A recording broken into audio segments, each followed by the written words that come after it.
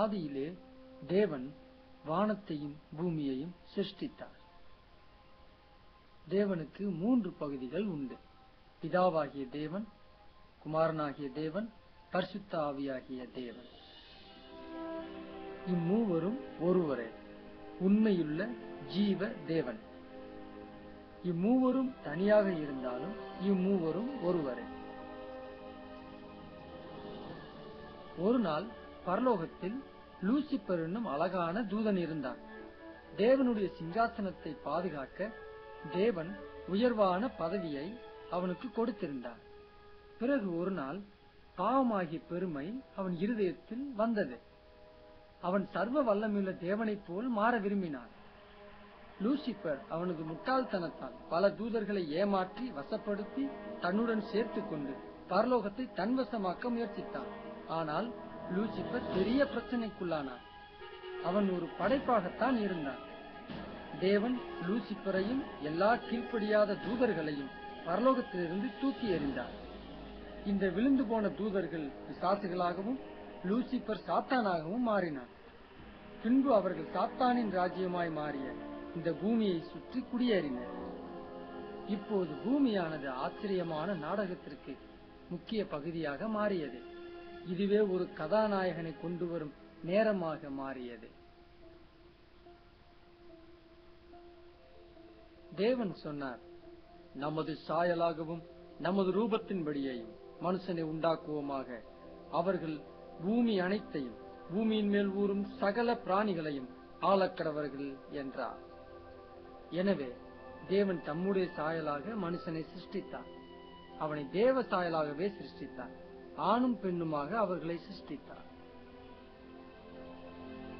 தேவனாகிய கர்த்தர் மனுஷனை பூமியின் மண்ணினாலே உருவாக்கி ஜீவ சுவாசத்தை அவன் நாசியிலே ஊதினார். மனுஷன் ஜீவாத்துமாவானான். ஆதாம் குறைவற்றவனாகவும் நித்திய நித்தியமாக வாழவும் படைக்கப்பட்டிருந்தார். ஆனால் சாத்தான் கடும் கோபம் கொண்டார். காரணம், புதிய படைப்பு என்று அழைக்கப்பட்ட மனிதன் அவன் எல்லைக்குள் வந்தான்.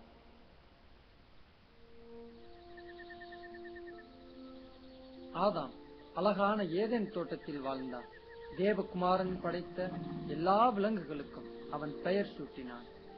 ஆதாம் தேவனோடு நடந்தான். தேவன் அவனுக்கு எல்லா ஜீவராசிகள் மேல் ஆளும் அதிகாரத்தை தந்தார். ஆனால் சாத்தான் ஆதாமை வெறுத்தான். ஆதாமின் சாவை விரும்பினான். தேவனாகிய கர்த்தர் மனுஷனை நோக்கி, நீ தோட்டத்தில் உள்ள சகல விருட்சத்தின் கனியையும் புசிக்கவே புசிக்கலாம். ஆனாலும் நன்மை தீமை அறியத்தக்க விருட்சத்தின் கனியை புசிக்க வேண்டாம்.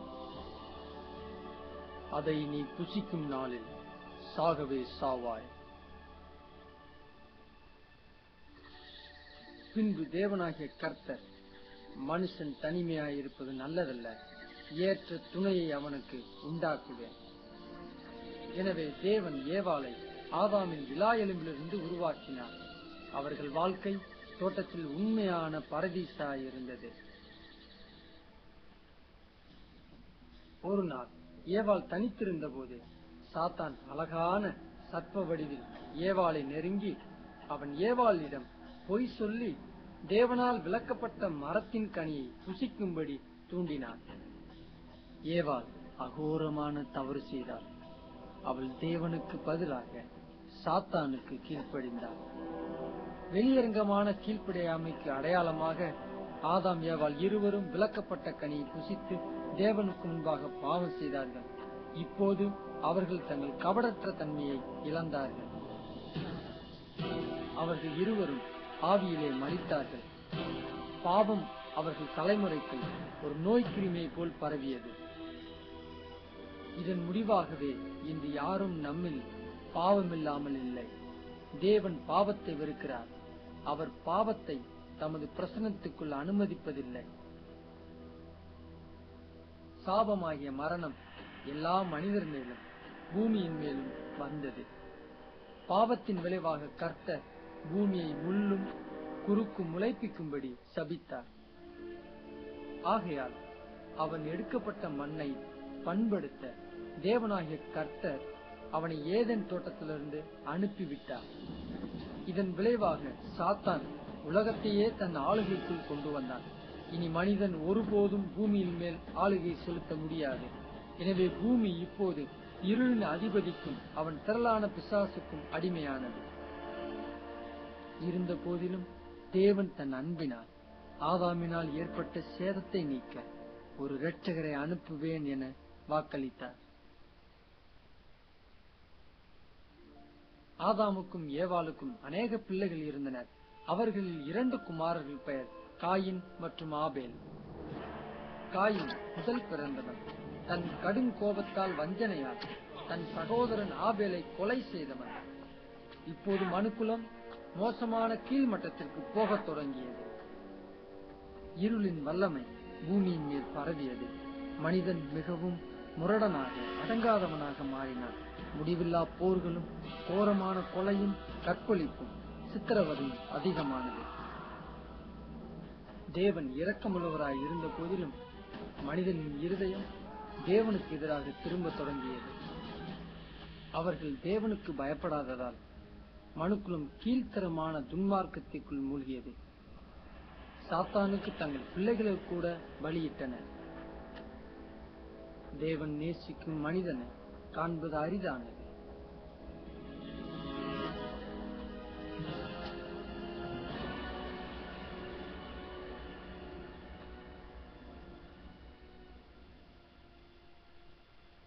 ஆனால் ஒரு மனிதன் இருந்தான், விசுவாச வீரன்.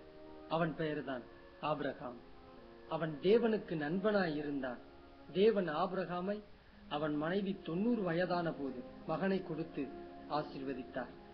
இது ஒரு அற்புதமான பிறப்பு.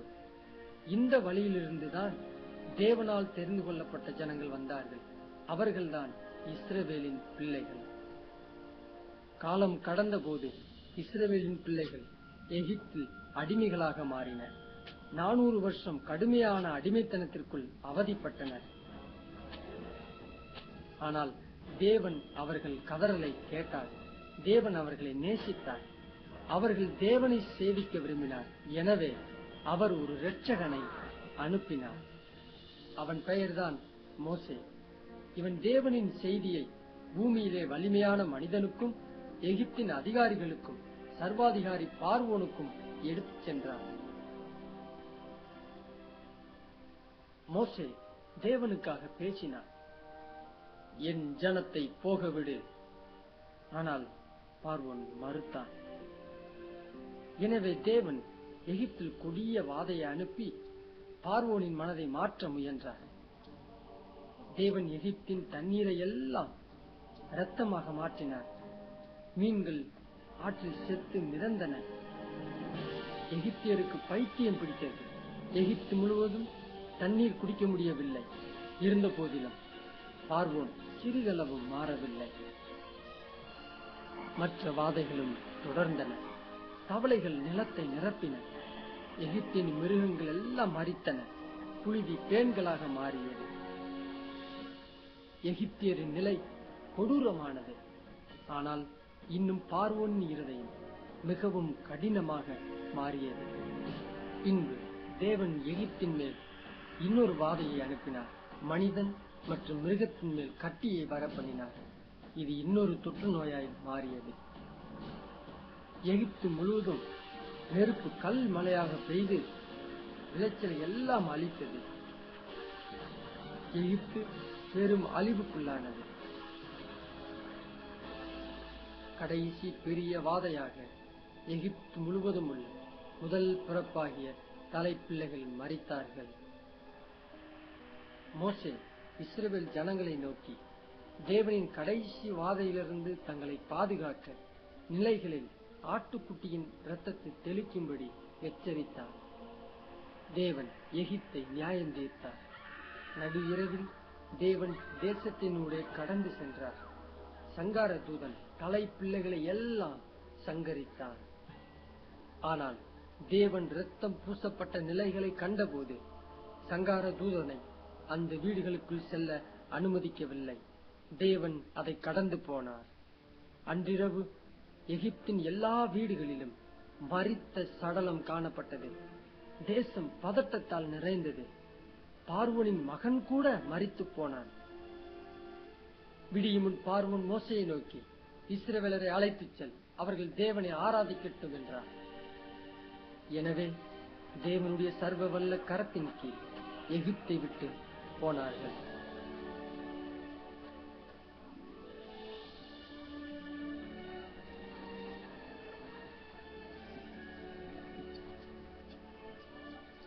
நானூற்று 30 வருஷத்தின் முடிவில் இஸ்ரவேலருக்கு விடுதலை கிடைத்தது.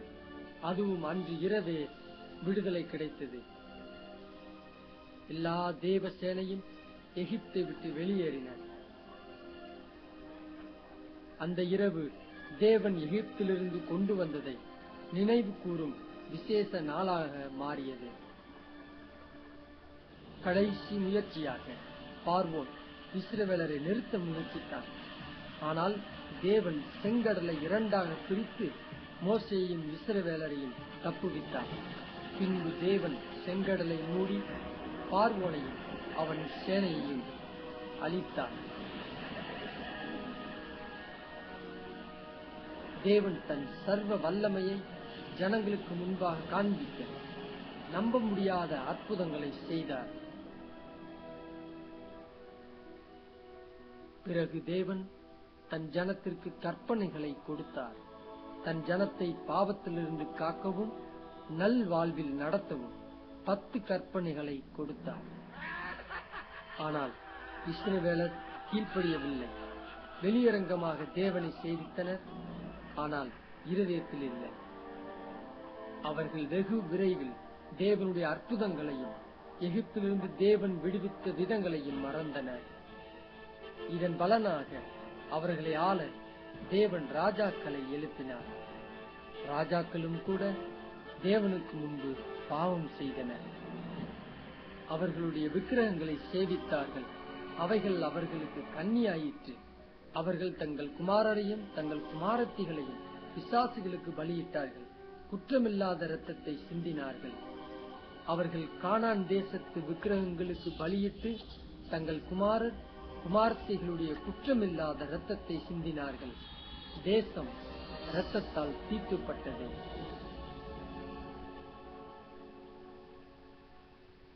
பிறகு தேவன் தீர்க்கதரிசிகள் மூலம் ஜனங்கள் பாவத்திலிருந்து திரும்பவும் தேவனை தேடவும் எச்சரித்தார். ஆனால் மறுபடியும் தேவனுக்கு கீழ்ப்படியவில்லை. ஜனங்கள் மனம் திரும்பி தேவனை சேவிப்பதற்கு பதிலாக தீர்க்கதரிசிகளை வெறுத்தார்கள். அவர்கள் தேவ மனிதர்களை இரக்கமின்றி கொலை செய்தார்கள். காலங்கள் கடந்தபோது இஸ்ரவேலர் மீண்டும் பாவம் செய்தார்கள். அதன் பலனாக தேவன் அவர்களை அடிமைகளாக பிடிக்கப்படவும் துன்பப்படவும் அனுமதித்தார். இன்று பாருங்கள், நமக்கும் வித்தியாசமில்லை.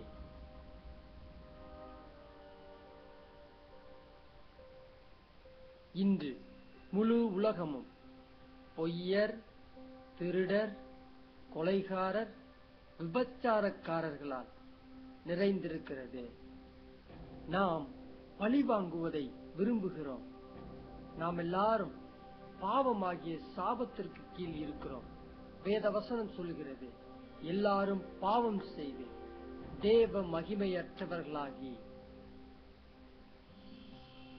ஒரு பாவி மரிக்கும் போது என்ன நடக்கும் என்பதை பார்ப்போம்.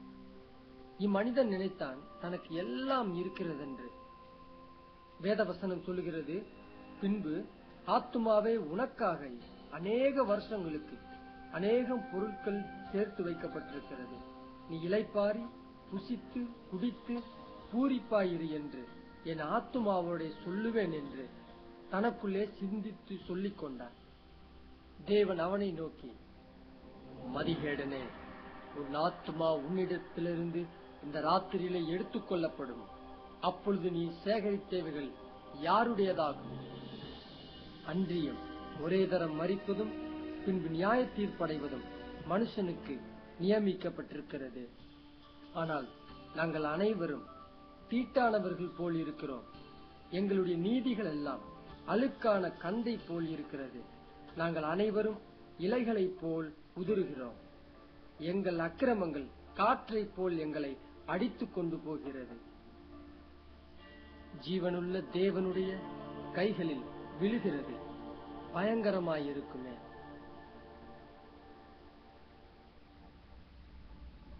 மரணத்திற்கு பின் அவன் ஆத்துமா உடனே நரகத்திற்கு எடுத்துக் கொள்ளப்பட்டு தேவனின் கொடூரமான நியாய தீர்ப்புக்கு காத்திருக்கும். காரணம், அவன் தேவனுடைய இலவச பரிசாகிய நித்திய ஜீவனை தள்ளிவிட்டதே.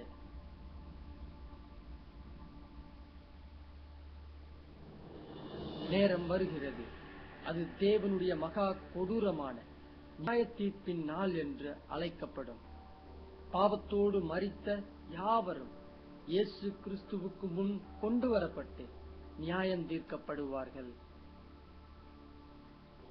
வேத வசனம் சொல்லுகிறது, பின்பு நான் பெரிய வெள்ளை சிங்காசனத்தையும் அதன் மேல் வீற்றிருக்கிறவரையும் கண்டேன். அவருடைய சமூகத்திலிருந்து பூமியும் வானமும் அகன்று போயின, அவைகளுக்கு இடம் காணப்படவில்லை. சமுத்திரம் தன்னிலுள்ள மரித்தோரை ஒப்புவித்தது. மரணமும் பாதாளமும் தங்களிலுள்ள மரித்தோரை ஒப்புவித்தன. பின்பு மரித்தோராகிய சிறியோரையும் பெரியோரையும் தேவனுக்கு முன்பாக நிற்க கண்டேன். அப்பொழுது புத்தகங்கள் திறக்கப்பட்டன. ஜீவ புஸ்தகம் என்னும் வேறொரு புஸ்தகமும் திறக்கப்பட்டது.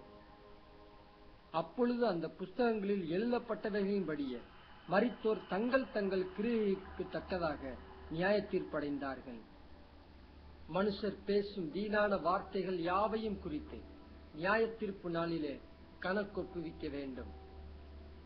இவைகள் முடிந்த பின்பு தேவன் தூதனை பார்த்து ஜீவ புத்தகத்தை திறக்கும்படி கட்டளையிட்டு, அதில் உங்கள் பெயர் இருக்கிறதா என்று பார்ப்பார். தூதன் பார்த்துவிட்டு சொல்லுவான், அந்த பெயர் இடம்பெறவில்லை ஆண்டவரே. பின்பு தேவன் சொல்லுவார், சபிக்கப்பட்டவர்களே, என்னை விட்டு பிசாசுக்காகவும் அவன் தூதர்களுக்காகவும் ஆயத்தம் பண்ணப்பட்டிருக்கிற நித்திய அக்கினியிலே போங்கள்.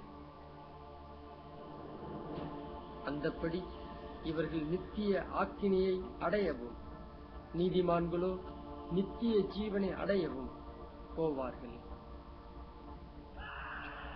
ஜீவ புத்தகத்திலே எழுதப்பட்டவனாக காணப்படாதவன் எவனோ அவன் அக்னி கடலிலே தள்ளப்பட்டான். வேதவசனம் சொல்லுகிறது, அவர்களுடைய வாதையின் புகை சதா காலங்களிலே எழும்பும்.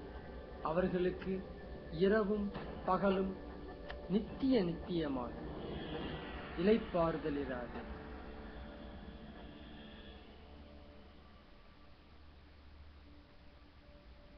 ஆனால் தேவன் தன் மிகுந்த அன்பினாலே இந்த கொடூரமான இடத்திலிருந்து நம்மை தப்புவிக்க ஒரு வழியை ஆயத்தப்படுத்தி இருக்கிறார். அவர் ஒருவரும் கெட்டு போகாமல் எல்லாரும் மனம் திரும்ப வேண்டும் என்று விரும்புகிறார். தேவன் உன்னை நேசிக்கிறார். நீ அவரோடு பரலோகில் வாழ விரும்புகிறார். எனவே நீ அங்கு போகவும் நரகத்தை விட்டு தப்பவும் வழியை ஏற்படுத்தினார். அந்த வழியே வாக்கு பண்ணப்பட்ட ஒருவர், இரட்சகர். யூதர்கள் மேசியாவின் வருகையை எதிர்நோக்கி இருந்தனர். பல நூற்றாண்டுகளாக மேசியா வந்து தங்களை ரட்சிக்க ஜெபித்தனர். கிமு 260வது வருஷத்தில் ஏசாயா தீர்க்கதரிசி இஸ்ரவேலுக்கு சொன்னது, ஆதலால் ஆண்டவர் தாமே உங்களுக்கு ஒரு அடையாளத்தை கொடுப்பார். இதோ ஒரு கன்னிகை கர்ப்பவதியாகி ஒரு குமாரனை பெறுவாள். அவருக்கு இம்மானுவேல் என்று பெயரிடுவாள். இம்மானுவேல் என்றால் கர்த்தர் நம்மோடு இருக்கிறார் என்ற அர்த்தம். சாத்தான் இந்த தீர்க்க தரிசனத்தை புரிந்து கொண்டு அந்நாள் முதல் இஸ்ரவேலில் கர்ப்பிணி பெண்களை மிகவும் உற்று கவனித்தான். வருடங்களுக்கு பிறகு மேசியாவின் பிறப்பிற்கு முன்பு இஸ்ரவேல் மறுபடியும் அந்நியர்களின் அடிமைக்குள் சென்றது. இந்த முறை வல்லமையுள்ள ரோமர்கள் இஸ்ரவேலை அரசாண்டனர். ரோமர்கள் யூதர்களுக்கு இரக்கம் காட்டவில்லை. இந்த இருண்ட காலத்தில்தான் தேவனுடைய மகா பெரிய இரட்சிப்பின் திட்டம் தொடங்கியது.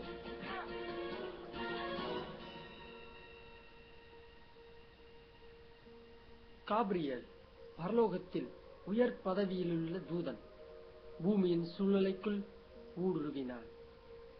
இருளின் வல்லமை மேல் ஒளி வந்தது. தேவனின் திட்டம் செயலாக்கம் பெற்றதை உணர முடிந்தது. காபிரியல் மரியாளை சந்திக்க நாசரேத் பட்டணத்திற்கு வந்தான். கன்னிக்கு நித்தியமாக உலகை மாற்றக்கூடிய செய்தியை கொடுக்க வந்தான்.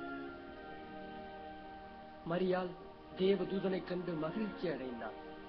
தேவதூதன் அவளை நோக்கி, இதோ நீ கர்ப்பவதியாகி ஒரு குமாரனை பெறுவாய். அவருக்கு இயேசு என்று பெயரிடுவாயாக. அவர் பெரியவராயிருப்பார். உன்னதமானவருடைய குமாரன் எனப்படுவார். அவருடைய ராஜ்யத்திற்கு முடிவிராது. மரியாள் சொன்னது, இது எப்படி ஆகும்? புருஷனே அறியேனே. தேவதூதன் அவளுக்கு பிரதித்துரமாக, பரிசுத்த ஆவி உன்மேல் வரும். உன்னதமானவருடைய பலன் உன்மேல் நிழலிடும். ஆதலால் உன்னிடத்தில் பிறக்கும் பரிசுத்தம் உள்ளது தேவனுடைய குமாரன் எனப்படும். மரியாள் காபிரியல் சொன்னதை விசுவாசித்து சொன்னது, இதோ நான் ஆண்டவருக்கு அடிமை. உம்முடைய வார்த்தையின்படியே எனக்கு ஆக கடவுளே.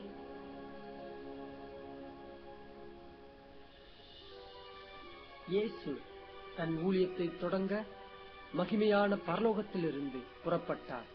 அவரது இலக்கு நாசரேத் ஊராயிருந்தது.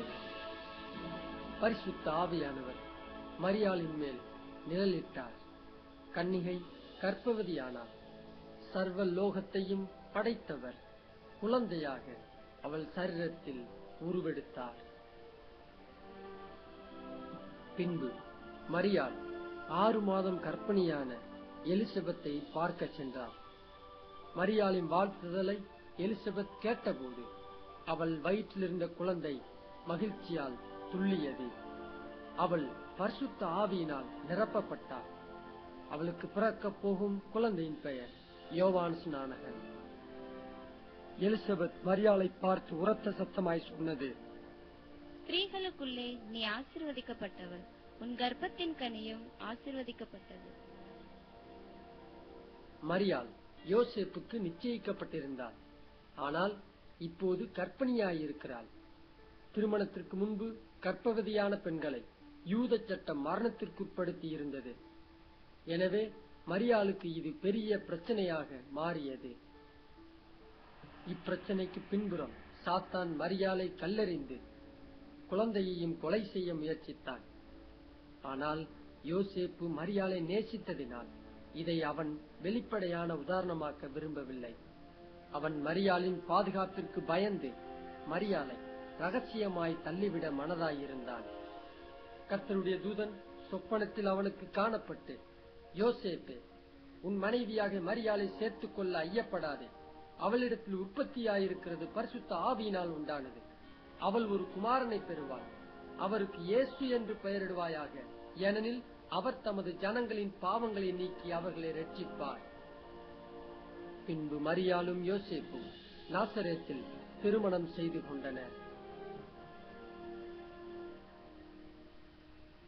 சாத்தான் அகஸ்து ராயனை உலகெங்கும் வரியை கட்டளையிட ரோமுக்கு மாட்டினான். சாத்தான் தீமைக்காக இதை செய்தான். ஆனால் யோசேப்பும் மரியாளையும் பெத்லகேமுக்கு பிரயாணம் செய்யும் கட்டாயத்தை ஏற்படுத்தியதன் மூலம் வேதாகம தீர்க்க தரிசனம் நிறைவேற சாத்தான் உதவி செய்தான். இயேசு எங்கே பிறப்பார் என்பதை பரிசுத்த வேதாகமம் சொல்லி இருக்கிறது. பெத்லகேம் யோசேப்பின் பிறப்பிடமாகையால் அங்கே தனது வரியை செலுத்த வேண்டியதாயிருந்தது. மரியாள் பிரசவிக்கும் நிலையில் இருந்தால் இந்த தூர பயணத்தில் எப்படியும் விபத்து நடக்கும் என்று சாத்தான் நம்பியிருந்தார். ஆனால் தேவன் முழுமையும் ஆளுகை செய்தார். அவள் தன் முதல் பேரான குமாரனை பெற்று சத்திரத்திலே அவர்களுக்கு இடம் இல்லாதிருந்தபடியினால் பிள்ளையை துணியில் சுற்றி முன்னணையிலே கிடத்தினார்கள்.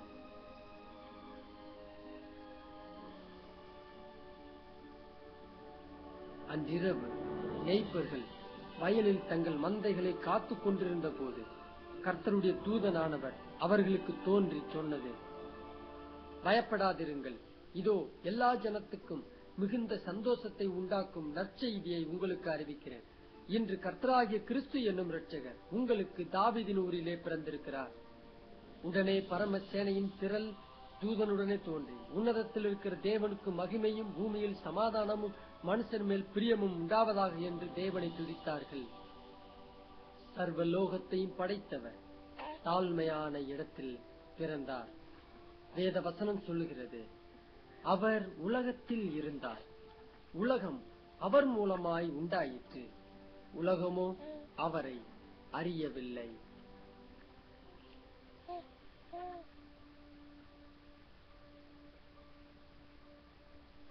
பரிசுத்த வேதாகமும் இயேசுவை இப்படியாக சொல்லுகிறது, ஆதியிலே வார்த்தை இருந்தது, அந்த வார்த்தை தேவனிடத்தில் இருந்தது, அந்த வார்த்தை தேவனாய் இருந்தது, அவர் ஆதியிலே தேவனோடு இருந்தார், சகலமும் அவர் மூலமாய் உண்டாயிற்று, உண்டானதொன்றும் அவராலே அல்லாமல் உண்டாகவில்லை. பிள்ளைக்கு விருத்த சேதனம் பண்ண வேண்டிய 8ஆம் நாளிலே, அது கற்பத்திலே உட்பவிக்கிறதற்கு முன்னே தேவதூதனால் சொல்லப்பட்டபடியே அதற்கு இயேசு என்று பெயரிட்டார்கள்.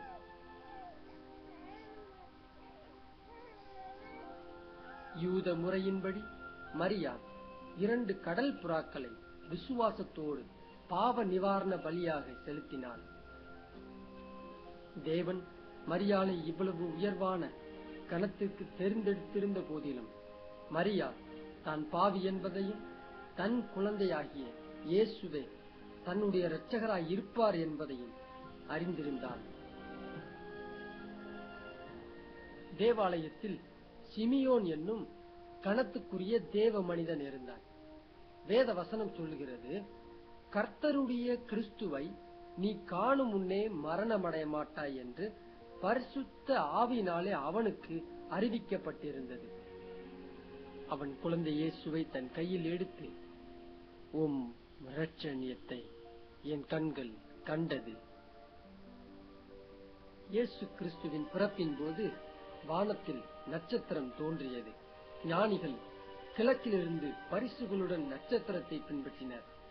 இவர்கள் எருசலேமை அடையும் முன் 2 வருடம் பிரயாணம் செய்து வந்திருக்கலாம் என நம்பப்படுகிறது. ஞானிகள் ஏரோது ராஜாவிடம் கேட்டது, யூதருக்கு ராஜாவாய் பிறந்திருக்கிறவர் எங்கே? கிழக்கிலே அவருடைய நட்சத்திரத்தை கண்டு அவரை பணிந்து கொள்ள வந்தோம். ஏரோது ராஜா அதை கேட்டபோது அவனும் அவனோடு கூட எருசலேம் நகரத்தார் அனைவரும் கலங்கினார்கள். அவன் பிரதான ஆசாரியர், ஜனத்தின் வேதபாரகர் எல்லாரையும் கூடிவர செய்து கிறிஸ்துவானவர் எங்கே பிறப்பார் என்று அவர்களிடத்தில் விசாரித்தார். அதற்கு அவர்கள் யூதேயாவில் உள்ள பெத்லகேமில் பிறப்பார் என்றார்கள். ராஜா சொன்னதை அவர்கள் கேட்டு போகையில், இதோ அவர்கள் கிழக்கிலே கண்ட நட்சத்திரம் பிள்ளை இருந்த ஸ்தலத்திற்கு மேல் வந்து நிற்கும் வரைக்கும் அவர்களுக்கு முன் சென்றது. அவர்கள் அந்த நட்சத்திரத்தை கண்டபோது மிகுந்த ஆனந்த சந்தோஷம் அடைந்தார்கள். அவர்கள் அந்த வீட்டுக்குள் பிரவேசித்து பிள்ளையையும் அதன் தாயாகிய மரியாளையும் கண்டு சாஷ்டாங்கமாய் விழுந்து அதை பணிந்து கொண்டு தங்கள் பொக்கிஷங்களை திறந்து பொன்னையும் தூபவர்க்கத்தையும் வெள்ளை போலத்தையும் அதற்கு காணிக்கையாக வைத்தார்கள். பின்பு அவர்கள் ஏரோதினிடத்திற்கு திரும்பி போக வேண்டாம் என்று சொப்பனத்தில் தேவனால் எச்சரிக்கப்பட்டு வேறு வழியாய் தங்கள் தேசத்திற்கு திரும்பி போனார்கள். அவர்கள் போன பின்பு கர்த்தருடைய தூதன் சொப்பனத்தில் யோசேப்புக்கு காணப்பட்டு, ஏரோது பிள்ளையை கொலை செய்ய தேடுவான், ஆதலால் நீ எழுந்து பிள்ளையையும் அதன் தாயையும் கூட்டிக் கொண்டு எகிப்துக்கு ஓடிப்போய் நான் உனக்கு சொல்லும் வரைக்கும் அங்கே இரு என்றான். அவன் எழுந்து இரவிலே பிள்ளையையும் அதன் தாயையும் கூட்டிக் கொண்டு எகிப்துக்கு புறப்பட்டு போனான். அப்பொழுது ஏரோது தான் சாஸ்திரிகளால் வஞ்சிக்கப்பட்டதைக் கண்டு மிகுந்த கோபமடைந்து ஆட்களை அனுப்பி தான் சாஸ்திரிகளிடத்தில் திட்டமாய் விசாரித்த காலத்தின்படியே பெத்லகேமிலும் அதன் சகல எல்லைகளிலும் இருந்த 2 வயதிற்குட்பட்ட எல்லா ஆண் பிள்ளைகளையும் கொலை செய்தான். புலம்பலும் அழுகையும் மிகுந்த துக்கம் கொண்டாடலும் ஆகிய கூக்குரல் ராமாவிலே கேட்கப்பட்டது. ராகேல் தன் பிள்ளைக்காக அழுது அவைகள் இல்லாதபடியால் ஆறுதல் அடையாமல் இருக்கிறாள் என்று எரேமியா தீர்க்கதரிசியினால் உரைக்கப்பட்டது அப்பொழுது நிறைவேறிற்று. இது கலங்கமற்றவர்களின் படுகொலையாக இருந்த போதிலும் தேவன் அருமையான அவர்கள் ஆத்துமாவை பரலோகத்திற்கு எடுத்துக்கொண்டார்.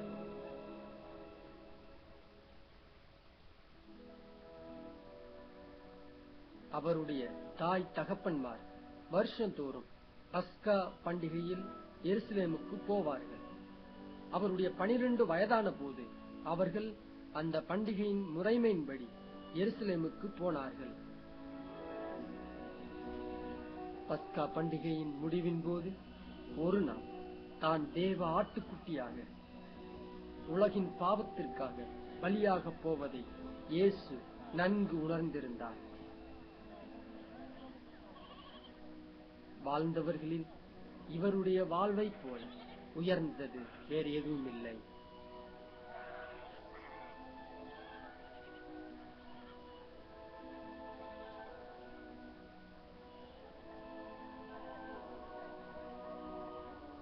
விருந்தின் முடிவில் தன் குடும்பத்தோடு வீட்டிற்கு போவதற்கு பதிலாக இயேசு தேவாலயத்தில் போதகர்களோடும் அவர்கள் சொல்வதை கேட்டுக்கொண்டும் அவர்களிடத்தில் கேள்விகளை கேட்டுக்கொண்டும் இருந்தார். அவர் எதிரியாகிய சாத்தானும் அவர் வார்த்தைகளை கேட்டுக்கொண்டிருந்தார். ஞானிகள் இயேசுவின் புரிந்து கொள்ளுதலையும் பதிலையும் கண்டு ஆச்சரியப்பட்டு, எப்படி சிறுவன் இயேசு இவ்வளவு அதிகம் நம் சட்டத்தை அறிந்திருக்கிறான் என்றார்கள். இயேசுவுக்கு இது சுலபமானது. காரணம், 1500 வருடத்திற்கு முன்பே அவர் மகிமை இருந்தது.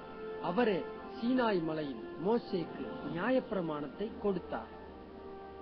அப்பொழுது யோசேப்பும் மரியாளும் இயேசுவை கண்டு ஆச்சரியப்பட்டார்கள்.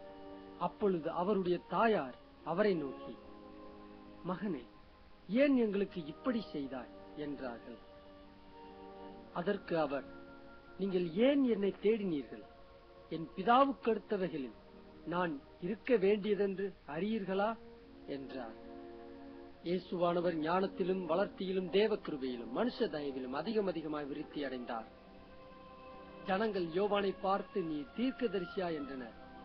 யோவான் அவர்களுக்கு பிரதியுத்தரமாக, நான் ஜலத்தினாலே ஞானஸ்நானம் கொடுக்கிறேன். நீங்கள் அறியாதிருக்கிற ஒருவர் உங்கள் நடுவிலே நிற்கிறார். அவர் எனக்கு பின் வந்தும் என்னிலும் மேன்மையுள்ளவர். அவருடைய பாதரட்சியின் வாரை அவிழ்ப்பதற்கும் நான் பாத்திரன் அல்ல. மறுநாளிலே இயேசு தனக்கு 30 வயதான போது யோவானிடம் ஞானஸ்நானம் பெற வந்தார். யோவான் இயேசுவை தன்னிடத்தில் வர கண்டு, இதோ உலகத்தின் பாவத்தை சுமந்து தீர்க்கிற தேவ ஆட்டுக்குட்டி என்றான்.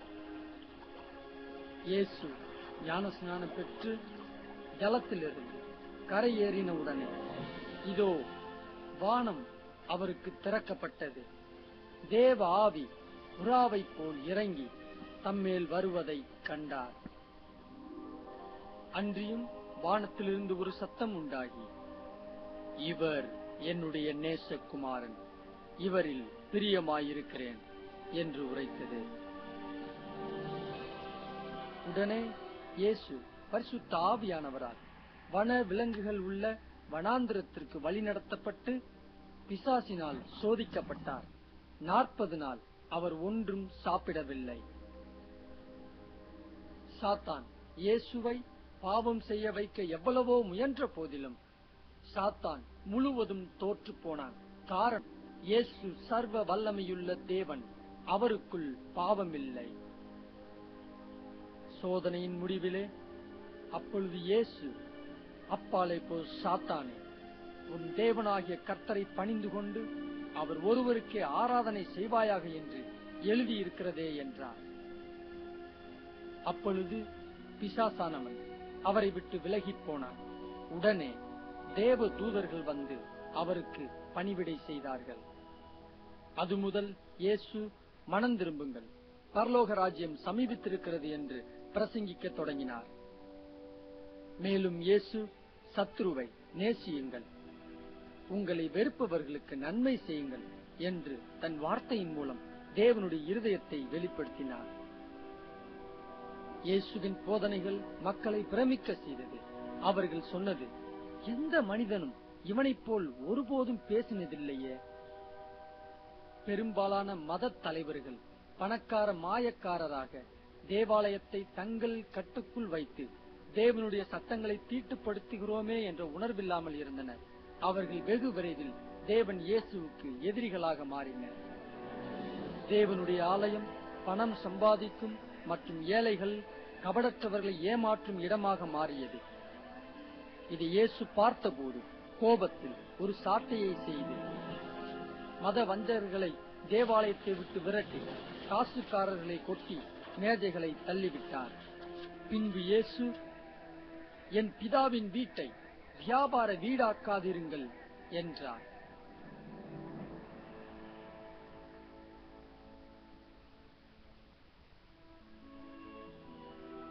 இயேசு அற்புதம் செய்கிறவராக இருந்தார்.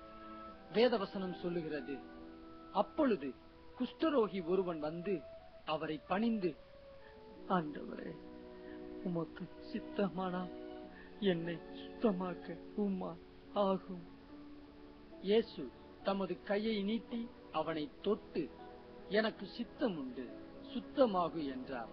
உடனே குஷ்டரோகம் நீங்கி அவன் சுத்தமானான். திரளானோர் இயேசுவை பசியோடு பின்பற்றுவதை கண்டபோது தேவன் அவர்கள் மேல் மனதுருகி தன்னுடைய அற்புதம் செய்யும் வல்லமையால் 5 அப்பம் 2 மீன்களைக் கொண்டு 5000 ஆண்களையும் குடும்பங்களையும் போஷித்தார். இயேசு வந்து திரளான ஜனங்களைக் கண்டு அவர்கள் மேல் மனதுருகி அவர்களில் வியாதியஸ்தர்களாயிருந்தவர்களை சுஸ்தமாக்கினார். ஒரு நாள் இரவின் 4ஆம் சாமத்திலே இயேசு கடலின் மேல் நடந்து சீசர்களிடத்தில் வந்தார். சீசர்கள் கலக்கமடைந்ததினால் இயேசு அவர்களுடைய பேசி, திடங்கொள்ளுங்கள், நான் தான், பயப்படாதிருங்கள் என்றார். எல்லா படைப்பும் தேவகுமாரனுக்கு கீழ்ப்படிந்தது. இயேசு சொன்னார், நானே உயிர்த்தெழுதலும் ஜீவனுமாயிருக்கிறேன்.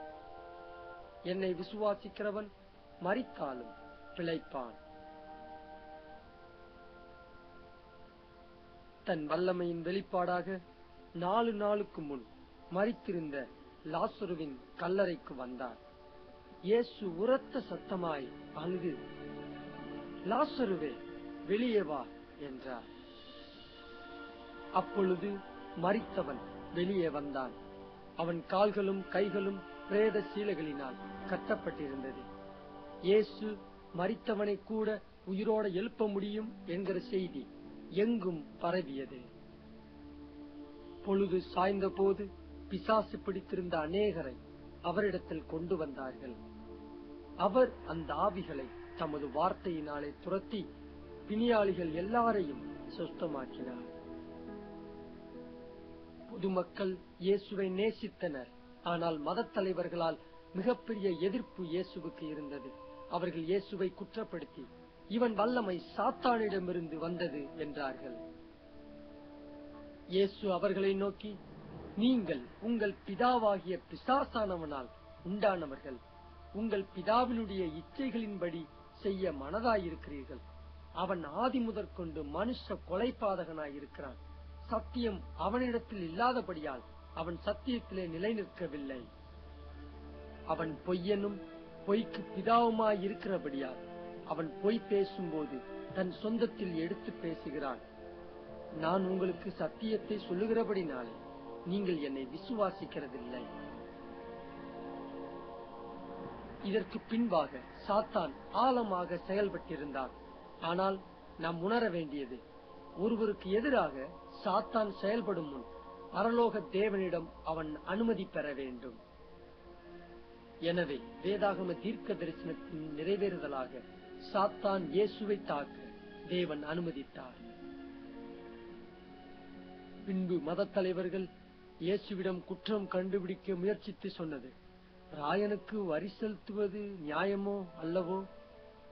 இயேசு அவர்கள் துர்க்குணத்தை அறிந்து, மாயக்காரரே, நீங்கள் என்னை ஏன் சோதிக்கிறீர்கள்? வரிக்காசை எனக்கு காண்பியுங்கள் என்றார். அவர்கள் ஒரு பணத்தை அவரிடத்தில் கொண்டு வந்தார்கள். அப்பொழுது அவர், இந்த சுரூபமும் மேலெழுத்தும் யாருடையது என்று கேட்டார். ராயனுடையது என்றார்கள். அதற்கு அவர், அப்படியானால் ராயனுடையதை ராயனுக்கும் தேவனுடையதை தேவனுக்கும் செலுத்துங்கள் என்றார். அவர்கள் அதை கேட்டு ஆச்சரியப்பட்டு அவரை விட்டு தங்கள் வழியே போய்விட்டார்கள். இயேசு பரிசேயரை எதிர்த்து சொன்னது, மாயக்காரராகிய வேத பாரகரே, பரிசேயரே, உங்களுக்கு ஐயோ! வெள்ளையடிக்கப்பட்ட கல்லறைக்கு ஒப்பாயிருக்கிறீர்கள். அவைகள் புறம்பே அலங்காரமாய் காணப்படும், உள்ளேயோ மரித்தவர்களின் எலும்புகளினாலும் சகல அசுத்தத்தினாலும் நிறைந்திருக்கும். சர்ப்பங்களே, விரியன் பாம்பு குட்டிகளே, நரகாக்கினைக்கு எப்படி தப்பித்துக் கொள்வீர்கள்?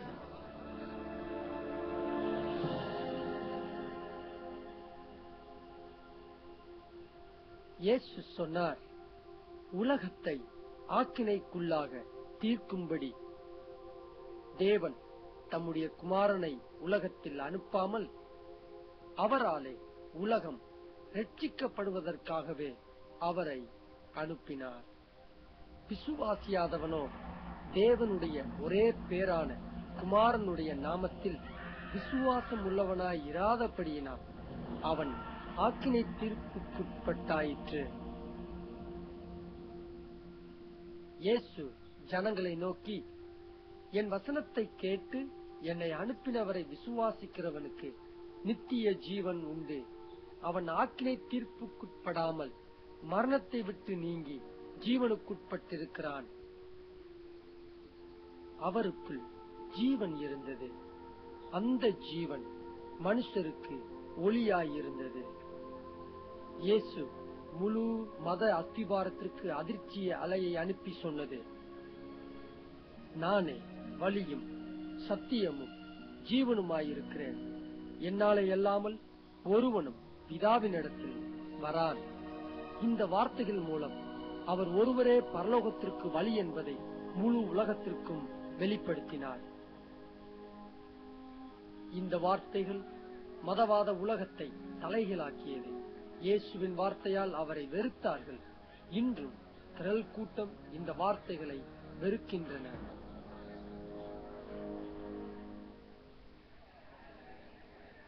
மேசியாவின் ஊழியம் முடிவை நெருங்கியது. தானியேல் தீர்க்கன் எப்போது இயேசு எருசலேமுக்கு ஓசன்னா என்ற ஆர்ப்பரிப்போடு வருவார் என்பதை தெள்ளத் தெளிவாக உரைத்திருந்தான். ஆனால் ஒரு வாரத்தில் அவரை அடித்து சிலுவையில் அறைவார்கள் என்பதை இயேசு நன்கு அறிந்திருந்தார். சாத்தான் தன் பரம எதிரியின் சாவுக்காக மத தலைவர்களை பிலாத்துவிடம் ஏவி விடுவதில் மும்பரமாக இருந்தான். காரணம், இயேசு கிறிஸ்து அவனையும் அவனுடைய தூதர்களையும் பரலோகத்திலிருந்து தள்ளியதால். இயேசுவின் சீசர்கள் மிகவும் குதூகலத்தில் காணப்பட்டனர். காரணம், எருசலேமில் வெற்றி பவனிக்கு பிறகு இயேசு ராஜாவாவார் என்று எண்ணினார்கள். ஆனால் பஸ்கா விருந்தின் போது இயேசு தன் இரத்தம் சிந்தி மரிக்கப் போவதை தெளிவாக விளக்கினார். இயேசு நடக்கப் போகும் சம்பவத்திற்கு அடையாளமாக அப்பத்தையும் ரசத்தையும் எடுத்தார். அவர் சரீரம் சிலுவையிலே பிற்கப்படுவதற்கு அடையாளமாக அப்பத்தை பிட்டார். சிலுவையில் இரத்தம் சிந்துவதற்கு அடையாளமாக திராட்சை ரசத்தை கொடுத்தார். இது இயேசுவின் இரண்டாம் வருகை வரைக்கும் பின்பற்ற வேண்டிய புதிய முறையானது. விருந்திற்கு பிறகு சாத்தான் செயல்பட ஆரம்பித்தான். சாத்தான் சீசரில் ஒருவனான யூதாஸ் காரியத்தை தனக்கு சாதகமாக பயன்படுத்தினான். யூதாஸ் செய்தது வரலாற்றிலேயே கொடுங்காரியமானது. யூதாஸ் இயேசுவை காட்டிக் கொடுக்க பிரதான ஆசாரியரிடம் சென்றான். அவன் 30 வெள்ளிக்காசை மத தலைவர்களிடம் விலை பேசினான். பிறகு சாத்தான் தன் வெற்றியின் நேரம் வந்தது என நம்பினான். உலகத்தின் வெளிச்சமாகிய இயேசுவை அழிக்க சாத்தானின் இருளின் வல்லமை எருசலேமில் மையம் கொண்டது. அந்த இரவு இயேசு தன் சீசர்களை கெத்செமனே தோட்டத்திற்கு அழைத்து வந்து அவர்களை விட்டு ஜெபிக்க தனித்திருந்தார். வேதாகமம் சொல்லுகிறது, அவர் மிகவும் வியாகுலப்பட்டு அதிக ஊக்கத்தோட ஜெபம் பண்ணினார். அவருடைய வேர்வை இரத்தத்தின் பெருந்துளிகளாய் தரையிலே விழுந்தது. அவர் பாவம் செய்யவில்லை. அவருடைய வாயில் வஞ்சனை காணப்படவும் இல்லை. ஆனால் இயேசு முழு உலகத்தின் பாவத்தையும் தன்மேல் எடுத்துக்கொண்டார். இயேசு, என் பிதாவே, இந்த பாத்திரம் என்னை விட்டு நீங்க கூடுமானால் நீங்கும்படி செய்யும். ஆகிலும் என் சித்தத்தின்படி அல்ல, உம் சித்தத்தின்படியே ஆக கடவுளே என்று ஜெபம் பண்ணினார். பின்பு இயேசு தன்னுடைய சீசர்களிடத்தில் வந்து, இதோ மனுஷகுமாரன் பாவிகளுடைய கைகளில் ஒப்புக் கொடுக்கப்படுகிற வேலை வந்தது என்றார். உடனே அவர் இப்படி பேசுகையில் 12 ஒருவனாகிய யூதாஸ் வந்தான். அவனோட கூட பிரதான ஆசாரியரும் வேத பாரகரும் மூப்பரும் அனுப்பின திரளான ஜனங்கள் பட்டயங்களையும் தடிகளையும் பிடித்துக் கொண்டு வந்தார்கள். நான் எவனை முத்தம் செய்கிறேனோ அவன்தான், அவனை வேகமாக பிடித்துக் கொள்ளுங்கள் என்று அவர்களுக்கு அடையாளம் காட்டியிருந்தான். இயேசு அவனை நோக்கி, யூதாசே, முத்தத்தினாலேயா மனுஷகுமாரனை காட்டிக் கொடுக்கிறாய் என்றார். அப்பொழுது அவர்கள் கிட்ட வந்து இயேசுவின் மேல் கை போட்டு அவரை பிடித்தார்கள். அப்பொழுது இயேசுவோடு இருந்தவர்களில் ஒருவன் கையை நீட்டி தன் பட்டயத்தை உருவி பிரதான ஆசாரியனுடைய வேலைக்காரனை காதர வெட்டினான். ஆனால் இயேசு அவன் காதை தொட்டு அவனை சொஸ்தமாக்கினார். பின்பு இயேசு, உன் பட்டயத்தை திரும்ப அதன் உரையிலே போடு, பட்டயத்தை எடுக்கிற யாவரும் பட்டயத்தால் மடிந்து போவார்கள் என்றார். நான் பரலோக பிதாவிடம் ஜெபித்தா என்னை விடுவிக்க 12,000 வகையான தூதர்களை அனுப்பியிருப்பார் என்பதை அவர்களுக்கு ஞாபகப்படுத்தினார். இது 72,000 தூதர்களாய் இருந்திருப்பர். ஆனால் இயேசு தூதர்களை தனக்காக போராட அனுமதிக்கவில்லை. காரணம், இயேசு தேவனுடைய வார்த்தை நிறைவேற சிலுவையில் மரிக்க வேண்டியதாயிருந்தது. பிறகு இயேசு கைது செய்யப்பட்டார். தனது பிரதான எதிரி தனிமையானான் என்று சாத்தான் சந்தோஷப்பட்டான் மற்றும் சாத்தானின் பழி தீர்க்கும் நேரமும் வந்தது. இயேசுவை பிடித்தவர்கள் அவரை பிரதான ஆசாரியனாகிய காய்பாவின் இடத்திற்கு கொண்டு போனார்கள். அங்கே வேத பாரகரும் மூப்பரும் கூடி வந்திருந்தார்கள். பிரதான ஆசாரியரும் மூப்பரும் சங்கத்தார் யாவரும் இயேசுவை கொலை செய்யும்படி அவருக்கு விரோதமாய் பொய் சாட்சி தேடினார்கள். அவர்கள் இயேசுவிடம் இந்த கேள்வியை கேட்டனர், நீ ஸ்தோத்தரிக்கப்பட்ட தேவனுடைய குமாரனாகிய கிறிஸ்துதானா? இயேசு சொன்னார், நானே. அப்பொழுது பிரதான ஆசாரியன் தன் வஸ்திரங்களை கிழித்துக் கொண்டு, இவன் தேவ தூசணம் சொன்னான், இனி சாட்சிகள் நமக்கு வேண்டியதென்ன? இதோ இவன் தூசணத்தை இப்பொழுது கேட்டீர்களே, உங்களுக்கு என்னமாய் தோன்றுகிறது? அதற்கு அவர்கள், இவன் மரணத்திற்கு பாத்திரனாய் இருக்கிறான் என்றார்கள். அப்பொழுது அவருடைய முகத்தில் துப்பி அவரை குத்தினார்கள். சிலர் அவரை கன்னத்தில் அறைந்தார்கள். பின்பு அவரை கட்டி கொண்டு போய் தேசாதிபதியாகிய பொந்தியு பிலாத்துவினிடத்தில் ஒப்புக் கொடுத்தார்கள். பிரதான ஆசாரியரும் மூப்பரும் அவர் மேல் குற்றம் சாட்டுகையில் அவர் மாறுத்தரம் ஒன்றும் சொல்லவில்லை. இது அவர் நெருக்கப்பட்டும் ஒடுக்கப்பட்டும் இருந்தார். ஆனாலும் தம்முடைய வாயை அவர் திறக்கவில்லை. அடிக்கப்படும்படி கொண்டு போகப்படுகிற ஒரு ஆட்டுக்குட்டியைப் போலவும், தன்னை மயிர் கத்திரிக்கிறவனுக்கு முன்பாக சத்தமிடாதிருக்கிற ஆட்டை போலவும் அவர் தம்முடைய வாயை திறவாதிருந்தார் என்கிற தீர்க்க தரிசனத்தின் நிறைவேறுதலாயிற்று. பிலாத்து அவரை நோக்கி, நீ யூதருடைய ராஜாவா என்று கேட்டான். அதற்கு அவர், நீர் சொல்லுகிறபடிதான் என்றார். இயேசுவின் குற்றத்தை கேட்ட பின் பிலாத்து அரசியல் ரீதியாய் மாட்டியிருந்தான். ஆனாலும் பயத்திற்கு மாறாக விடுதலை செய்ய வழி தேடினான். பிலாத்து பிரதான ஆசாரியனையும் மக்களையும் பார்த்து, இந்த மனிதனிடம் ஒரு குற்றத்தையும் நான் காணவில்லை. உடனே யூதர்கள் கொதிப்படைந்தனர். சூழ்நிலை கட்டுக்கடங்காத கலகத்திற்கு மாறி மக்கள் பிலாத்துவை தொந்தரவு செய்தனர். இது யூதர்களின் பண்டிகை காலமாகையால் ஒரு குற்றவாளியை விடுவிப்பது வழக்கம் என்பதை பிலாத்து நன்கு அறிந்திருந்ததால் பிலாத்து இயேசுவை விடுதலையாக்க விரும்பினான். போர்ச்சேவகர்கள் பரபாஸ் என்னும் கொலையாளியையும் ஜனங்கள் முன் நிறுத்தினர். மக்கள் பரபாசை அல்லது இயேசுவை விடுவிக்க தீர்மானிக்க வேண்டியதாயிருந்தது. பிலாத்து கூட்டத்தை நோக்கி, யாரை நான் விடுவிக்க, இயேசுவா அல்லது பரபாசா? இவனின் ஆச்சரியம் எல்லாரும் உரத்த சத்தமாய், இந்த மனிதன் அல்ல, பரபாஸ் பரபாஸ் என்றனர். பிலாத்து யூதர்களை நோக்கி, யூதர்களுக்கு ராஜாவென்று சொல்லும் இந்த மனுஷனை நான் என்ன செய்ய? ஜனக்கூட்டம் உரத்த சத்தமாய், அவனை சிலுவையில் அறையும் என்றனர். பிலாத்து இயேசுவிடம் மரணத்திற்கு ஏதுவான எந்த குற்றத்தையும் காணவில்லை. எனவே இயேசுவை சாட்டையால் அடித்தால் மக்கள் திருப்தி அடைவர், பிறகு இயேசுவை விடுதலையாக்க முடியும் என்று நினைத்தான். எனவே இயேசு போர் சேவர்களால் சாட்டையடிக்கு கொண்டு போகப்பட்டார். இப்பொழுது இயேசு முழு சூழ்நிலைக்குள் பிடிக்கப்பட்டிருந்தார். சிலுவை மரணத்தின் ஒவ்வொரு அடியும் உலக தோற்றத்தின் முன்பே பரலோக பிதாவாகிய தேவனாலும் குமாரனாகிய தேவனாலும் பரிசுத்த ஆவியாகிய தேவனாலும் முற்றிலும் திட்டமிடப்பட்டிருந்தது.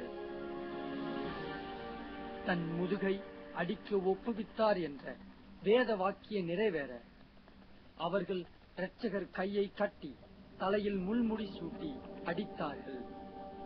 இயேசுவுக்கு அவர்களை நிறுத்த வல்லமை இருந்தது. ஆனால் விருப்பத்தோடு அவர்கள் அடிக்க தன்னை ஒப்புக் கொடுத்தார். பொதுவாக தோல் சாட்டையில் இரும்பு துண்டு மாத்திரம் இருக்கும். ஆனால் இயேசுவை அடிக்க இரும்பு குண்டும் கூர்மையான எலும்பும் சேர்க்கப்பட்டது. முதுகில் மாத்திரமல்ல, தொடை மற்றும் கால்களில் சாட்டையால் அடித்தனர். கூர்மையான எலும்பும் இரும்பு குண்டும் மாம்சத்தை கிழித்தன. இயேசுவின் சரீரம் கொடூரமாக கிழிக்கப்பட்டது. இரத்த நாளங்கள் கிழிந்து இரத்தமாய் ஊற்றின. இயேசுவை அடித்தே மரிக்க வைத்தனர். நம்முடைய மீறுதல்களின் நிமித்தம் அவர் காயப்பட்டு, நம்முடைய அக்கிரமங்களின் நிமித்தம் அவர் நொறுக்கப்பட்டார்.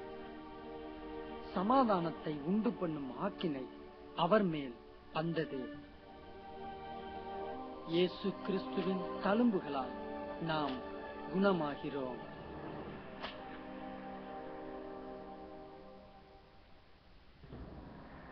பாவத்தின் காரணத்தால் தேவன் பூமியை முள்ளால் சபித்தது ஞாபகம் இருக்கிறதா? சேவகர்கள் இயேசுவின் தலையில் விஷமுள்ள முடியை வைத்து பயங்கரமாக அழுத்தினர். தலையில் கொடிய வேதனையும் இரத்தமும் வழிந்து கொண்டே இருந்தது. இயேசு நமக்காக பாவ பலியானார். இந்த முள்முடி நம்முடைய பாவத்தின் பயங்கரத்தை காட்டுகிறது. அவர்கள் அவரை கிள்ளி சிவப்பு துணியால் கண்களை கட்டி முட்களால் ஒரு முடியை பின்னி அவர் சிரசின் மேல் வைத்து அவர் வலது கையில் ஒரு கோலை கொடுத்து அவர் முன்பாக முழங்கால் படியிட்டு யூதருடைய ராஜாவை வாழ்க என்றனர். ஒவ்வொரு போர் சேவகரும் இயேசுவின் முகத்தை மூடி இரக்கமில்லாமல் அடித்தனர், தலையில் கோலினால் அடித்தனர். அவமானத்துக்கும் உமிழ்நீருக்கும் என் முகத்தை மறைக்கவில்லை என்கிற வேத வாக்கியம் நிறைவேறும்படியாக அவர்கள் தேவ ஆட்டுக்குட்டியின் முகத்தில் காரி உமிழ்ந்தனர். அவர் அசட்டை பண்ணப்பட்டவரும் துக்கம் நிறைந்தவரும் பாடு அனுபவித்தவருமாயிருந்தார். தனக்கே இயேசுவை சிலுவையில் அறையவும் விடுவிக்கவும் வல்லமையுண்டு என்று சூளுரைத்த பொந்தியு பிலாத்துவிடம் இப்போது இயேசு கொண்டு வரப்பட்டார். இயேசு பிரதியுத்தரமாக, பரத்திலிருந்து உமக்கு கொடுக்கப்படாதிருந்தால் என்மேல் உமக்கு ஒரு அதிகாரமும் இராது என்றார். இயேசு முன்பு சொன்னது போல, நான் என் ஜீவனை மறுபடியும் அடைந்து கொள்ளும்படிக்கு அதை கொடுக்கிறபடியினால் ஒருவனும் அதை என்னிடத்திலிருந்து எடுத்துக் கொள்ள மாட்டான், நானே அதை கொடுக்கிறேன். அது முதல் பிலாத்து அவரை விடுதலை செய்ய வகை தேடினான். யூதர்கள் அவனை நோக்கி, இவனை விடுதலை பண்ணினால் நீர் ராயனுக்கு சிநேகிதன் அல்ல, தன்னை ராஜாவென்கிறவன் எவனோ அவன் ராயனுக்கு விரோதி என்று சத்தமிட்டார்கள். சாத்தான் ஜனங்களுக்குள் இயேசுவின் மேல் வெறுப்புணர்வை ஏற்படுத்தினான். அவன் எல்லாவற்றையும் தன் கீழ் அடக்கியுள்ளேன் என்று சாத்தான் நம்பினான். ஆனால் இல்லை, அறியாமல் தேவனின் கையில் சாத்தான் கைப்பொம்மையானான். இவன் செயல்கள் வேதாகம தீர்க்க தரிசனத்தை நிறைவேற்றுகின்றன என்பதை சாத்தான் முற்றிலும் அறியாதிருந்தான். கடைசியில் பிலாத்து சொன்னது, இதோ உங்கள் ராஜா. பிரதான ஆசாரியர் பிரதியுத்தரமாக, ராயனே அல்லாமல் எங்களுக்கு வேறே ராஜா இல்லை என்றார்கள். அவனை சிலுவையில் அறையும், சிலுவையில் அறையும் என்று தொடர்ந்து கத்தினார்கள். கலகம் அதிகமாகிறதே அல்லாமல் தன் பிரயத்தனத்தினாலே பிரயோஜனம் இல்லை என்று பிலாத்து கண்டு தண்ணீரை அள்ளி ஜனங்களுக்கு முன்பாக கைகளை கழுவி, இந்த நீதிமானுடைய இரத்த பள்ளிக்கு நான் குற்றமற்றவன், நீங்களே பார்த்துக் கொள்ளுங்கள் என்றான். அதற்கு ஜனங்கள் எல்லாரும், இவனுடைய இரத்த பள்ளி எங்கள் மேலும் எங்கள் பிள்ளைகள் மேலும் இருப்பதாக என்று சொன்னார்கள். அதன்படி தேவன் அவர்கள் வார்த்தையை கேட்டார். அது முதல் அவர்கள் அநேக கஷ்டங்களுக்குள்ளான. பிறகு பிலாத்து இயேசுவை சிலுவையில் அறைய ஒப்புக் கொடுத்தான். அவர்கள் அவரை எடுத்துக்கொண்டு போனார்கள். இயேசுவின் மாம்சம் நூல் நாடாவை போல் தொங்கியது. ஆனாலும் அவர் 45 கிலோ சுமையுள்ள சிலுவையில் 600 கிலோமீட்டர் தூரமுள்ள கொல்கதா மலைக்கு கொண்டு செல்ல கட்டளையிடப்பட்டார். கரடான மரம் அவர் முதுகை துளைத்தது. அவர் மரிக்கும் தருவாய்க்கு வந்தார். ஆனால் அற்புதம், அவர் இன்னும் உயிரோடு இருந்தார். இன்னொரு தீர்க்க தரிசனமும் நிறைவேறியது. மெய்யாகவே அவர் நம்முடைய பாடுகளை ஏற்றுக்கொண்டு நம்முடைய துக்கங்களை சுமந்தார். நாமோ அவர் தேவனால் அடிபட்டு வாதிக்கப்பட்டு சிறுமைப்பட்டவர் என்று எண்ணினோம். இன்னொரு தீர்க்க தரிசனமும் நிறைவேறியது. அடிக்கிறவர்களுக்கு என் முதுகையும் தாடை மயிரை பிடுங்குகிறவர்களுக்கு என் தாடைகளையும் ஒப்புக் கொடுத்தேன். அவமானத்துக்கும் உமிழ்நீருக்கும் என் முகத்தை மறைக்கவில்லை.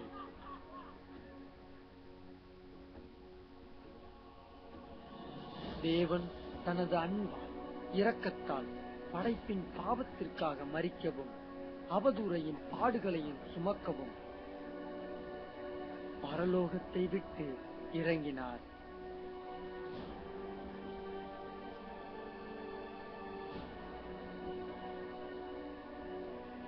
தூதர்கள் நடுக்கத்தோடு கவனித்துக் கொண்டிருந்தனர். இப்பொழுது அவர் முகம் கிழிந்த துகள் போலானது. முள்முடி மிகவும் கொடுமையான வீக்கத்தையும் வலியையும் கொடுத்தது. அவர் சரீரம் முழுவதும் வீங்கி அடையாதமில்லவராய் பார்க்க மனிதராக கூட தெரியவில்லை. பல நூற்றாண்டுகளுக்கு முன்பே இது நடந்தது. சங்கீதக்காரன் இயேசுவை பற்றி இந்த வார்த்தைகளை தீர்க்க தரிசனமாக உரைத்திருந்தான். நாய்கள் என்னை சூழ்ந்திருக்கிறது, பொல்லாதவர்களின் கூட்டம் என்னை வளைந்து கொண்டது. என் கைகளையும் என் கால்களையும் உருவ குத்தினார்கள்.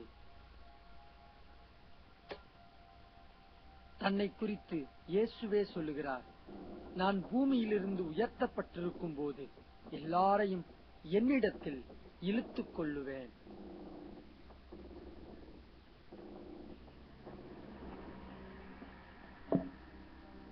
ஒருவன் தன் சிநேகிதருக்காக தன் ஜீவனை கொடுக்கிற அன்பிலும் அதிகமான அன்பு ஒருவரிடத்திலும் இல்லை. அல்லாமலும் அவருடைய வலது பக்கத்தில் ஒருவனும் அவருடைய இடது பக்கத்தில் ஒருவனுமாக 2 கல்லரை அவரோடே கூட சிலுவைகளில் அறைந்தார்கள். அக்கிரமக்காரரில் ஒருவனாக எண்ணப்பட்டார் என்கிற வேத வாக்கியம் அதனாலே நிறைவேறிற்று. போர்ச்சேவகர்கள் ஆண்டவரின் அங்கியை சீட்டு போட்டனர். அருமையான இயேசு உலகம் காண சிறுமைப்பட்டு அடிக்கப்பட்டவராக நிர்வாணமாக்கப்பட்டார். இயேசு தன்னை துன்பப்படுத்துகிறவர்களை பார்த்து ஜெபம் பண்ணினார். அவர் சொன்னது, பிதாவே, இவர்களுக்கு மன்னியும், தாங்கள் செய்கிறது இன்னதென்று அறியாதிருக்கிறார்களே. வழிப்போக்கர்கள் சொன்னது, உன்னை நீயே ரட்சித்துக் கொள், சிலுவையிலிருந்து இறங்கி வா. அப்படியே பிரதான ஆசாரியரும் வேத பாரகரும் தங்களுக்குள்ளே பரியாசம் பண்ணி மற்றவர்களை ரட்சித்தான், தன்னைத்தான் ரட்சித்துக் கொள்ள திராணி இல்லை.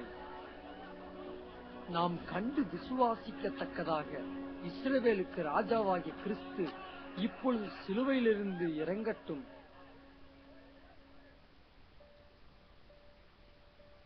ஒரு நல்ல மருத்துவ ரீதியாக இந்த கோர சிலுவை மரணத்தை பற்றி சொன்னது.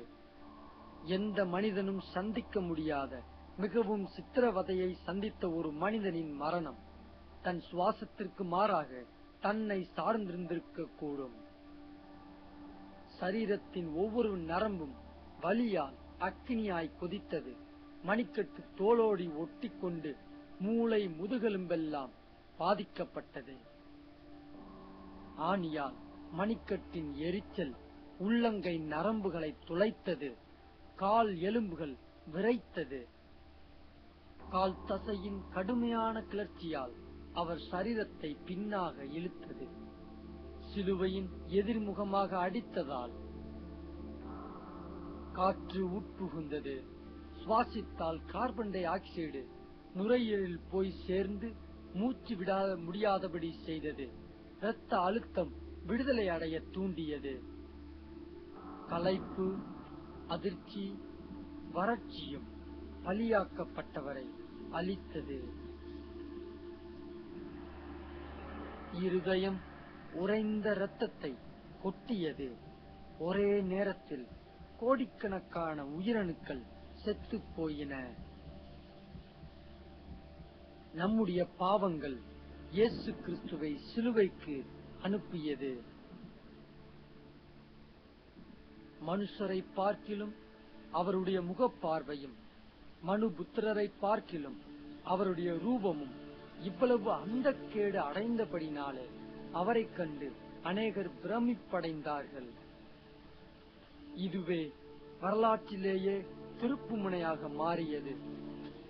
இந்த நாள் போல் ஒரு நாள் இருந்ததில்லை. தேவன் தம்முடைய ஒரே பேரான குமாரனை விசுவாசிக்கிறவன் எவனோ அவன் கெட்டுப் போகாமல் நித்திய ஜீவனை அடையும்படிக்கு அவரை தந்தருளி இவ்வளவாய் உலகத்தில் அன்பு கூர்ந்தார்.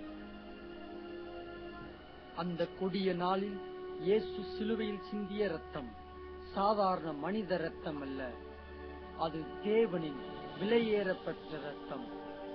நமது எல்லா பாவங்களையும் கழுவ சக்தியுள்ள தேவனின் விலையேறப்பெற்ற இரத்தமாயிருந்தது. ஏன் இயேசு உனக்காக இந்த பாடுகளுக்குள்ளானார்? காரணம், அவர் உன்னை நேசிக்கிறார்.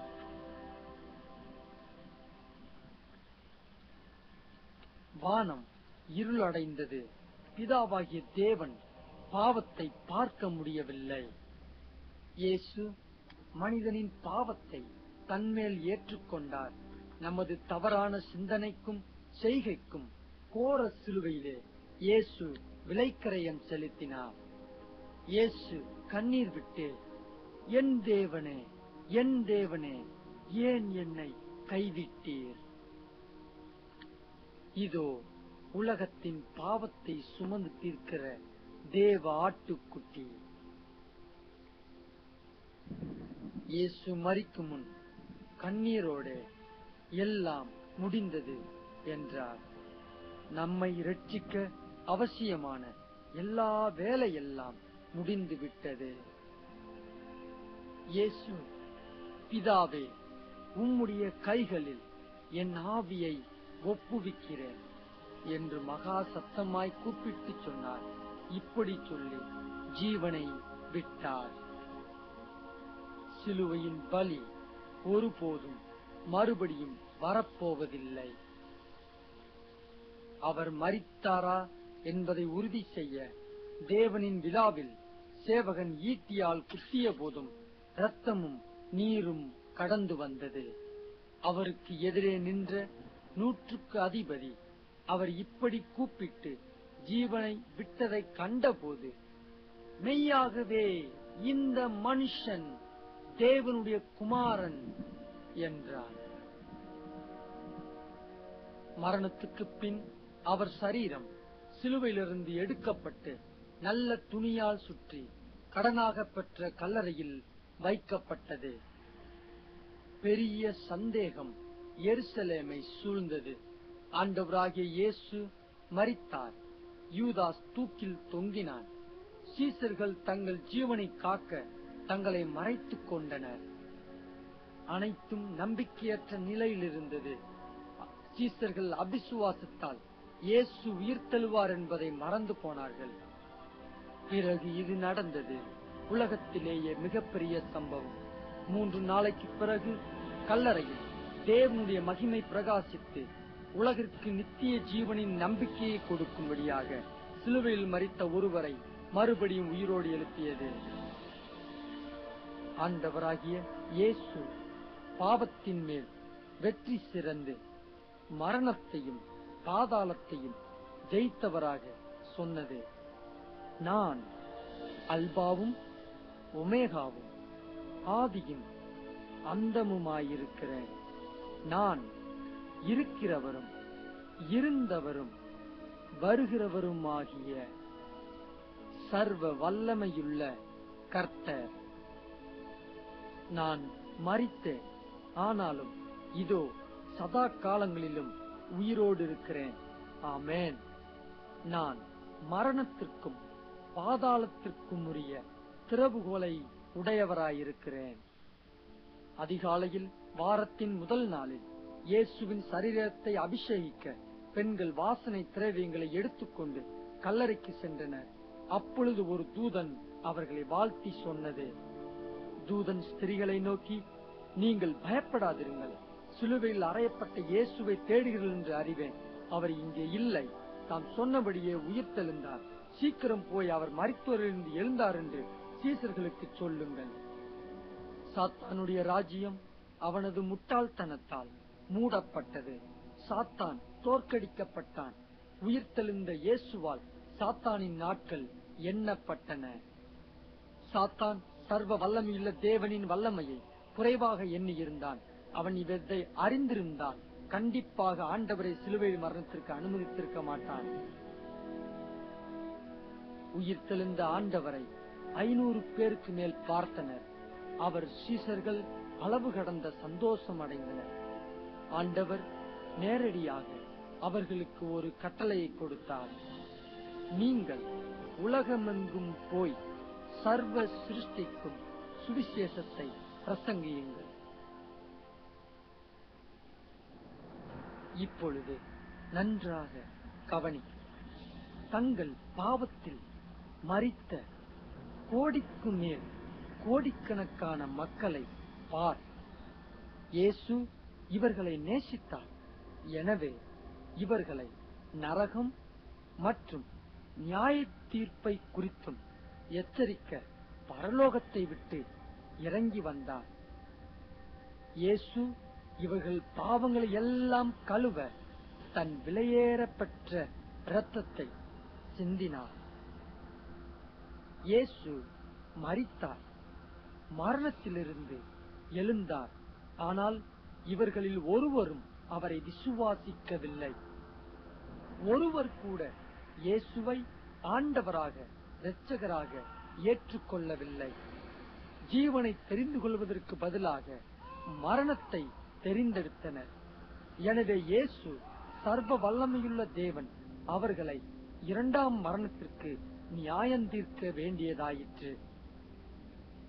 தேவனுடைய நாமத்தில் இது மிகவும் தாமதமே. நீ மரிக்கும் முன் இயேசுவை விசுவாசித்து ஆண்டவராக இரட்சகராக ஏற்றுக்கொள். கொடூரமான நரகத்தினுள் வாழ்வு முடியும் முன் தீர்மானம் எடு.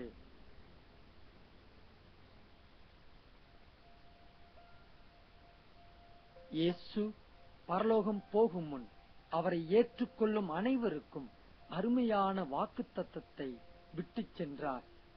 உங்கள் இருதயம் கலங்காதிருப்பதாக தேவனிடத்தில் விசுவாசமாயிருங்கள், என்னிடத்திலும் விசுவாசமாயிருங்கள். என் பிதாவின் வீட்டில் அநேக வாசஸ்தலங்கள் உண்டு. அப்படி இல்லாதிருந்தால் நான் உங்களுக்கு சொல்லியிருப்பேன். ஒரு ஸ்தலத்தை உங்களுக்காக ஆயத்தம் பண்ண போகிறேன்.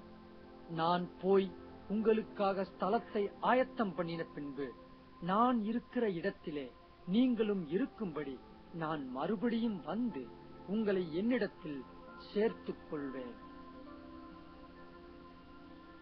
இயேசு வானத்திலும் பூமியிலும் சகல அதிகாரமும் எனக்கு கொடுக்கப்பட்டிருக்கிறது என்று அறிவித்தார். பின்பு அவர் மேகங்களோட பரலோகத்திற்கு எடுத்துக் கொள்ளப்பட்டார். இதை பார்க்கும் அருமையானவர்களே, இதுவே நீங்கள் என்றும் கண்டிராத உண்மை சம்பவம். இயேசுவே உலகின் வெளிச்சமாயிருக்கிறார். நீங்கள் இயேசுவை அறியாவிட்டால் பரலோகத்தின் வழியையும் அறியவில்லை. இயேசு சொல்கிறார், நானே வழியும் சத்தியமும் ஜீவனுமாயிருக்கிறேன். என்னாலே அல்லாமல் ஒருவனும் பிதாவினிடத்தில் வரான். என்னவென்றால், கர்த்தராகிய இயேசுவை நீ உன் வாயினாலே அறிக்கையிட்டு தேவன் அவரை மரித்தோரிலிருந்து எழுப்பினார் என்று உன் இருதயத்திலே விசுவாசித்தால் ரட்சிக்கப்படுவாய். சாத்தான் தோற்கடிக்கப்பட்ட எதிரியாக இருந்தாலும் தேவன் ஒழுங்கற்ற இந்த உலகை ஆளுகை செய்ய அனுமதி கொடுத்தார். சாத்தானின் நோக்கம் சுவிசேஷத்திற்கு எதிராக மக்களின் கண்களையும் மனதையும் குருடாக்குவதாகும். இன்றைக்கு கோடிக்கணக்கானோர் ஏமாற்றப்படுகின்றனர். மதம் உங்கள் ஆத்துமாவை அழிக்க சாத்தானின் ஒரு வழி. ஆனால் இயேசு உன் ஆத்துமாவை ரட்சிக்க வந்தார். புத்தரின் போதனைகளை பின்பற்ற சாத்தான் திரளானோரை பயன்படுத்தினான். ஆனால் புத்தர் மரித்தார். அவருக்கு ரட்சிக்க வல்லமையில்லை. அவரும் ஒரு சாதாரண மனிதன். பழங்கால பிரஜாதிய மதங்கள் பரலோக ராணி எனப்பட்ட அஸ்தரோத்தை ஆராதித்தனர். இன்றும் கோடிக்கணக்கான ரோமன் கத்தோலிக்கர்கள் அறியாமையால் கன்னி மரியாள் வணக்கத்தில் பிரஜாதிய தேவதைகளை ஆராதிக்கின்றனர். தேவனே தன்னுடைய பரிசுத்த வார்த்தையில் கட்டளையிட்டிருக்கிறார். கைவேலையாய் செய்யப்பட்டதும் வார்ப்பிக்கப்பட்டதுமான யாதொரு விக்கிரகத்தை உண்டு பண்ணுகிறவன் சபிக்கப்பட்டவன். நீ அவைகளை நமஸ்கரிக்கவும் சேவிக்கவும் வேண்டாம். இவை தேவனுடைய பார்வைக்கு அருவருப்பானது. சாத்தானின் மற்றொரு முதன்மையான ஆயுதம் இஸ்லாம். அல்லாஹ் மத்திய கிழக்கு நாடுகளின் நிலவு தேவர்களுக்கு மேலானவன் அல்ல என்பதை வரலாறு தெளிவாக நிரூபிக்கிறது. முகமது இயேசுவை சொந்த இரட்சகராக ஆண்டவராக ஏற்றுக்கொள்ள மறுத்ததால் நரகத்திற்கு நியாயந்தீர்க்கப்பட்டிருக்கிறான். பிசாசு மனுக்குலத்தை கோடிக்கணக்கான தவறான தெய்வங்களை ஆராதிக்க வழிநடத்தினான். அவனுடைய துன்மார்க்கமான எண்ணத்தால் மனிதன் எல்லா பூச்சிகள், கற்கள், ஆறுகள், கைகளால் செய்யப்பட்ட உருவங்களையும் சாத்தானையும் வணங்கினர். நீங்கள் இயேசுவை உண்மையாக பின்பற்ற கண்டிப்பாக எல்லா தவறான தெய்வங்களையும் வெறுத்து இயேசுவை மாத்திரம் பின்பற்ற வேண்டும். இயேசு கிறிஸ்துவை ஆண்டவராக இரட்சகராக ஏற்றுக்கொள்ள மறுத்த அனைவருக்கும் கடைசி இடமாகிய அக்னி கடல் நியமிக்கப்பட்டிருக்கிறது. அவர்களுக்கு இது மிகவும் தாமதம். ஆனால் உன்னை குறித்து என்ன? இயேசுவை நீ ஏற்றுக்கொண்டால் இதுவே உனது அருமையான புது வாழ்வின் ஆரம்பம். தேவன் உன்னை ஆசீர்வதித்து உன் முழு வாழ்வையும் மாற்றி நல்ல புது இருதயத்தை கொடுப்பார். உடனே உங்கள் எல்லா பிரச்சனைகளும் மாறுவதில்லை. ஆனால் உங்களுக்காக இயேசு கிறிஸ்து உங்கள் பாரங்களை சுமக்கிறார். அவர் உங்களை விசாரிக்கிறவரானபடியால் உங்கள் கவலைகளை எல்லாம் அவர் மேல் வைத்து விடுங்கள். ஆனால் நீங்கள் மரித்த பின் அருமையான இரட்சகர் முன்பு நிற்கும் போது அருமையான நேரம் வரும். அவர் சொல்லுவார், நல்லது, உண்மையும் உத்தமமும் உள்ள ஊழியக்காரனே, உன் எஜமானுடைய சந்தோஷத்துக்குள் பிரவேசி. தேவன் உன்னை நேசிக்கிறார். எனவே உன்னை எரி நரகத்திலிருந்து காக்க உன்னை வழி நடத்துவார். இயேசு உன் இருதயத்துக்குள் இன்று வர விரும்பினால் நீ அவரை நோக்கி கூப்பிட வேண்டும். அர்த்தத்தை உணர்ந்து என்னோடு இந்த வார்த்தைகளை திரும்பிச் சொல்லுங்கள். ஆண்டவரே, நான் பாவி, உமது பாவ மன்னிப்பு எனக்கு தேவை என்பதை உணர்கிறேன். இயேசு கிறிஸ்து எனக்காக மரித்து மரணத்திலிருந்து எழுந்தார் என்பதை நம்புகிறேன். இயேசுவே, இப்பொழுது நான் மனம் திரும்புகிறேன். நான் என் பாவத்திலிருந்து முழுவதும் திரும்ப விரும்புகிறேன். தயவு செய்து என் இருதயத்துக்குள் வாரும். என் இரட்சிப்புக்கு உம்மை மாத்திரம் நம்புகிறேன். நித்திய ஜீவ வார்த்தைகளை கேட்கவும் பெற்றுக்கொள்ளவும் என்னை வழி நடத்தியதற்காய் நன்றி. இயேசுவின் நாமத்தில் ஆமென்.